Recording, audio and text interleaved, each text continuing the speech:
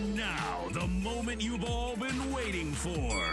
You're tuned in to Tapped Out. Hosted by Brendan Tobin and Sean Levine. Only on the BetQL Network. And a good Saturday evening to you. Welcome into Tapped Out here on the BetQL Network. Produced by Jake Nowaker and with my co-host Brendan Tobin. I'm the sports machine, Sean Levine. Good to have you along for the ride for the next 2 hours. A bit of a quiet fight night compared to what we saw last Saturday when we had Tyson Fury go at it for the championship of the world. Next Saturday, we've got a great pay-per-view. So we'll talk about all of it. We'll talk about making some money along the way. Let's start off, BT. A lot of UFC fight announcements. UFC 303, Ian Garry versus Michael Venom Page. That sounds like fight of the night to me.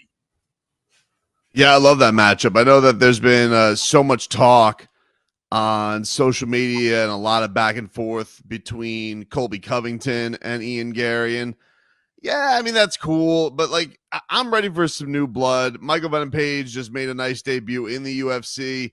It seems like a really fun stylistic fight. I think it's going to be a fun buildup between the both of them.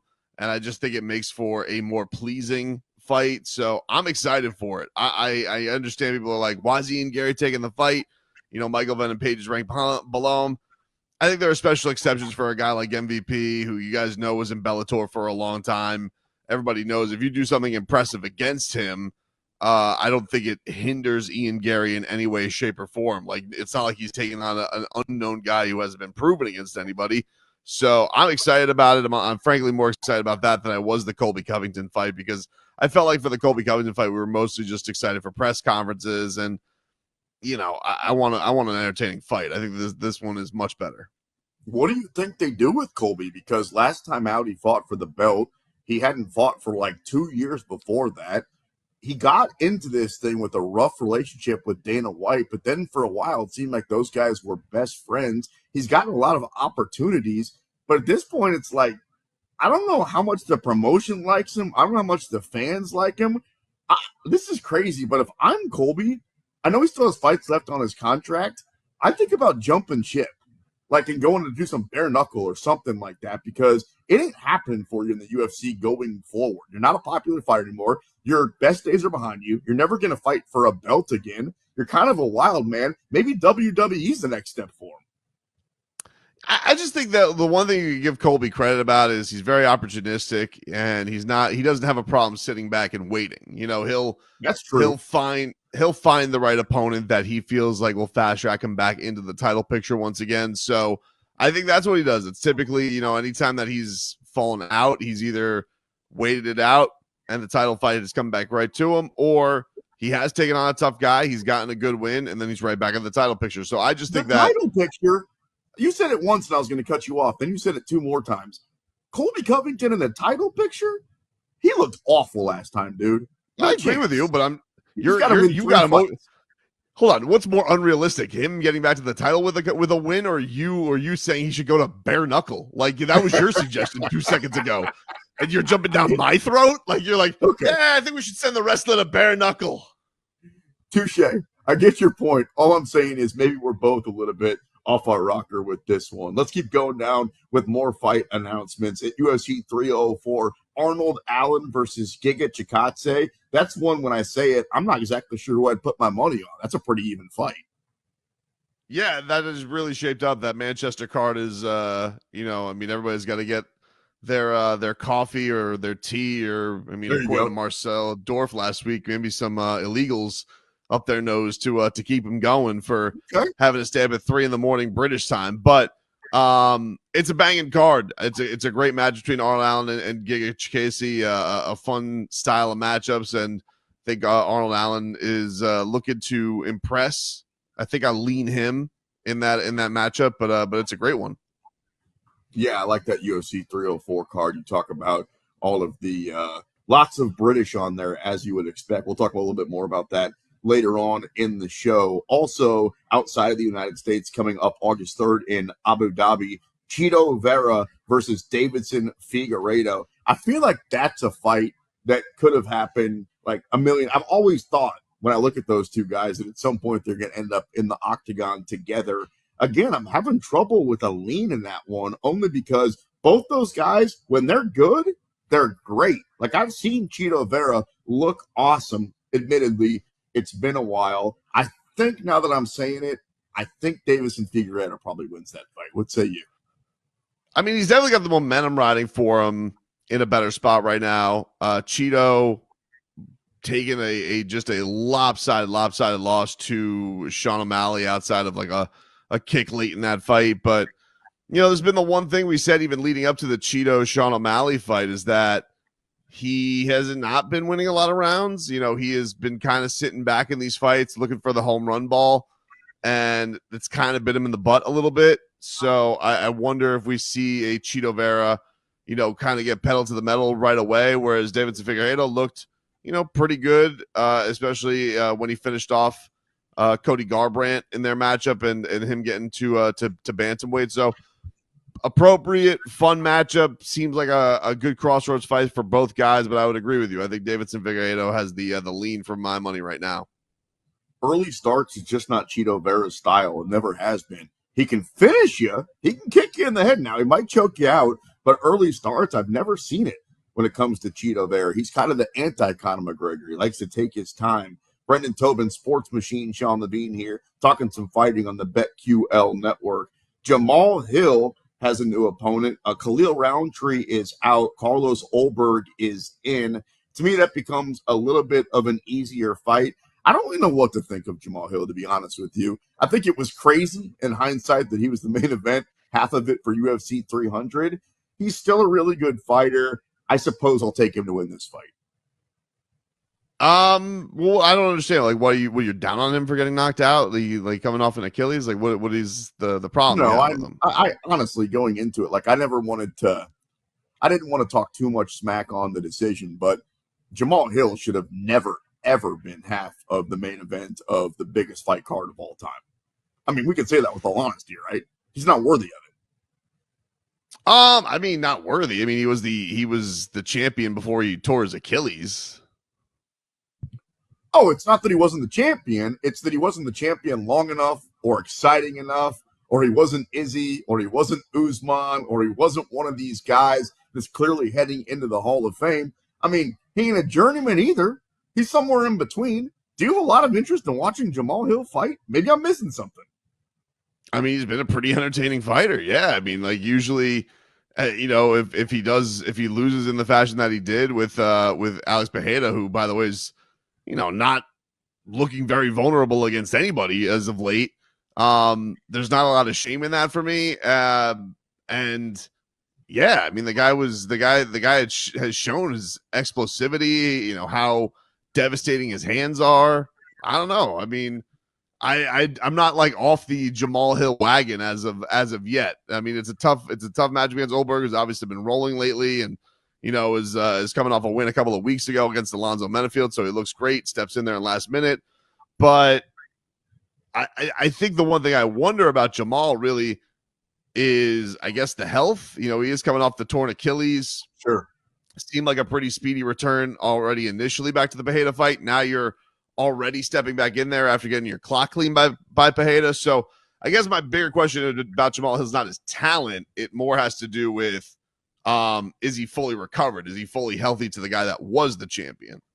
Yeah, you can bet your hard-earned money on that guy, not mine. Did you say he has explosivity? Yes. Explosiveness. Okay. I was going to say, I'll have to take your word for it. I don't know what that means. Here's one that I'm interested in, and I can't believe I'm saying this. Chael Sonnen and Anderson Silva are going to get into a boxing match coming up June 15th. If you ask me who's the best trash talker in the history of the UFC, most people would say it's Conor McGregor. I think that it's hands down Uncle Chael. Maybe it's because he came before, but part of that was obviously a lot of his back and forth with Anderson Silva, and before that, Tito Ortiz, all the Silvas, now that I think about it. I think this is going to be a fun fight. You think about back to the couple of times that those guys got in the octagon. The first time around, Chael dominated the fight. Now, he lost the fight in the end, but it wasn't close. Chael was beating him up for the first 4 rounds, and then eventually Anderson wrapped his legs around his neck, and then Chael tapped the second time around. Chael, not so much. That was Anderson's night. I think it's cool. They're old, but I'm going to watch this fight. Yeah, it's cool. I think it'll have a fun buildup. I mean, it feels like they've been pretty friendly ever since the careers have ended. It was obviously announced that their fight is going into the Hall of Fame during International Fight Week in a couple weeks, so that'll be a good jumping off point to build up the fight. I just don't have a lot of interest in seeing Chael Sonnen box.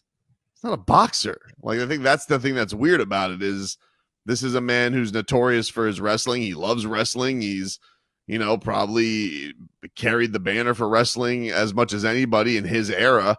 And I just don't understand the appeal in watching him just throw hands with Anderson Silva. I feel like he's going to get cleaned up pretty good. Well, he's trying to stay undefeated, right? Undefeated and undisputed. Chael Sonnen never lost a fight, never lost a round. Uncle Chael. I don't know if you knew that. Brendan Tobin. That is what he claims. Sean Levine. That's what he says. We're going to preview the next two pay-per-views coming up here in depth as the show rolls on, because we've got a great one next week, and then, of course, Conor McGregor. But I did say we were going to talk about that Manchester card that you briefly talked about, so let's do that for a couple of minutes. At the top of it, the return of Leon Edwards versus Bilal Muhammad. It's been a while since we've seen Leon. It's kind of crazy that Bilal is finally getting his chance at the belt. Who do you think the UFC wants to win this fight? Like, it seems like the obvious answer would be Leon, because they have basically skipped over Bilal Muhammad a half a dozen times at this point. But as far as current champions go, I think if Dana's being honest with himself, he'd be just fine getting rid of Leon.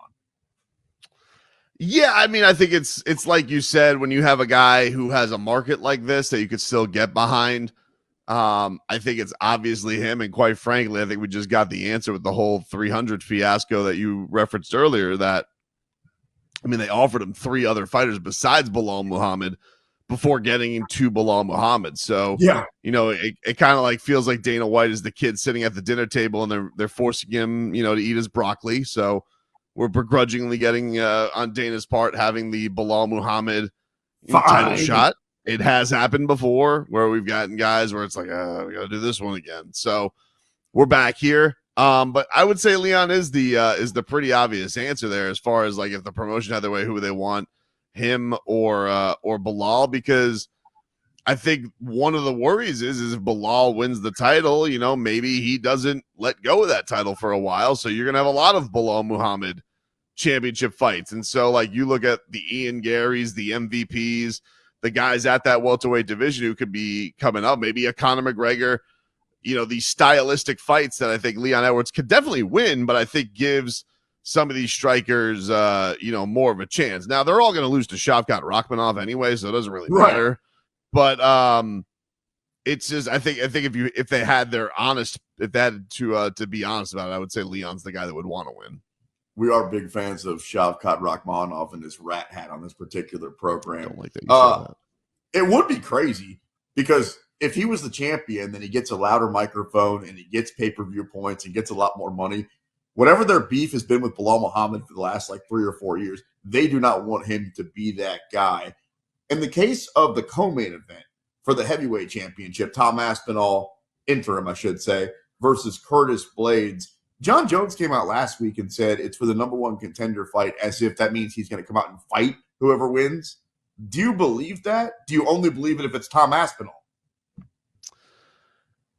Yeah, because John was also talking this week. Dustin Poirier had some quotes about he may retire afterwards, and John was kind of alluding to the fact, it's okay if he does it, but it's a problem if I do it. Look, I think that's just with what John is engaging with right now. He has been very active on Twitter, and so you're going to get a lot of trolls. Like, people are going to just mess with the heavyweight champion of the world if they feel like they're going to get a response out of him. But it's not out of the realm of possibility that he fights, because, maybe at that point, Tom Aspinall, if he does something crazy against Curtis Blades, maybe John thinks the fight is worth it and would be a big money fight. I don't necessarily know if I see that for Curtis. Even if Curtis dominates Tom Aspinall, I think that could be where one with John's like, I don't know if that one's worth it. But I think most likely, he's going to do this fight and he'll retire, and Tom Aspinall or Curtis Blades, whoever wins, will be named undisputed champion. I totally agree with that Curtis Blades sentiment. There's no way John Jones. There's nothing to gain by fighting Curtis Blades. I mean, if you fight him and knock him out or whatever happens, there's literally nothing to gain by beating that guy. Aspinall's a little bit different because he does have, it feels like, a little bit. The star power is gaining, at least compared to other current heavyweights. Real quick, also on that card, Muhammad Makayev is fighting Manel Kopp, at least on paper. I think Manel's missed weight like 7 times in his UFC career. Bobby Green, Patty Pimblett, and Meatball Molly on this card also. Coming up next, we're going to be joined by a friend of the show from the New York Post. Eric Richter stops by to talk some fighting with us right here on the BetQL Network.